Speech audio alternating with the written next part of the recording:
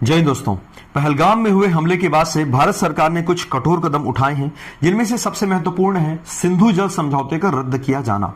आपकी जानकारी के लिए बता दें कि यह समझौता दोनों देशों के बीच अर्थात भारत और पाकिस्तान के बीच 1960 में हुआ था, जिसके तहत यह निर्णय लिया गया कि सिंधु और उनके सहायक नदियों के जल के बंटवारे को हम सुनिश्चित करेंगे। सिंधु अर्थात जिसको इंडस के नाम से भी जाना जाता है, झेलम और चिनाब की नदियों का जो जल है मुख्य रूप से इसका उपयोग पाकिस्तान करेगा। और रही जो तीन नदियां जिसको पूर्वी नदी कहा गया अर्थात ईस्टर्न रिवर्स, रावी, व्यास और सतलज, इनके जल का उपयोग भारत करेगा। गौर करने वाली बात यह है कि इन सभी नदियों का कहीं न कहीं जो क्रम है वो भारत से होकर गुजरता है, अर्थात हम चाहें तो इनके जल को पाकिस्तान में जाने से मना कर सकते हैं।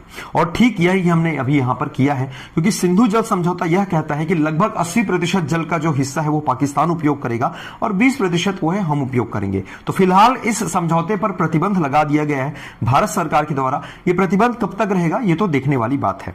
इसी बीच एक और खबर आ रही है कि भारतीय नेवी ने इंडियन नेवी ने अपने बहुत सारे जो शिप हैं, जो जहाज के बेड़े हैं, वो अरब सागर में छोड़ रखे हैं। और कयास यह लगा जा रहे हैं कि 1971 में जो एक ऑपरेशन चलाया गया था जिसको हमने जाना था ऑपरेशन ट्राइडेंट, कुछ उस प्रकार से चीजें हमको देखने को मिल सकती है। इसको नाम दिया जा रहा है पाकिस्तान का टोटल ब्लॉकेज, या इसको हम बोल सकते हैं naval blockage of the Pakistan.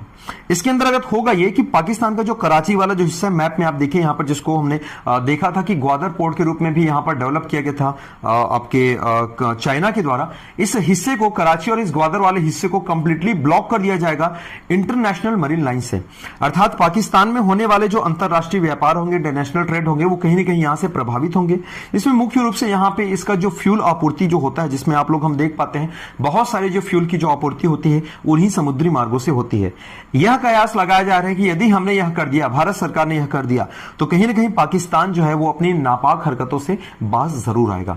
आपको क्या लगता है कि भारत सरकार द्वारा यह कदम उठाया जाना चाहिए या फिर नहीं, या फिर भारत सरकार को पाकिस्तान के खिलाफ या इस प्रकार से आतंकवाद के खिलाफ और किस प्रकार के कदम उठाए जाने चाहिए? कमेंट बॉक्स में आप जरूर बताएं। इसके अलावा किसी अन्य टॉपिक पर यदि आप वीडियो चाहते हैं तो जरूर कमेंट करें और हमारे इस चैनल को सब्सक्राइब जरूर करें।